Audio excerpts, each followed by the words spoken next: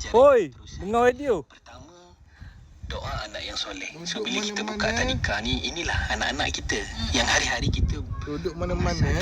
Kita ada radio ala-ala zaman dulu ni. Tengok belakang dia. Oi, tempat letak bateri besar ni tengok. Nak guna bateri boleh. Nak cas guna type C pun boleh ni. Nampak tak? Dia cas guna type C pun boleh.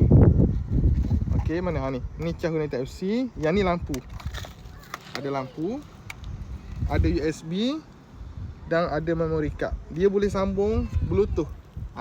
Ni nak buka radio mudah saja. Kita menjadi usahawan bukan sekadar kita nak untung. Yang bestnya ni zaman dulu ni.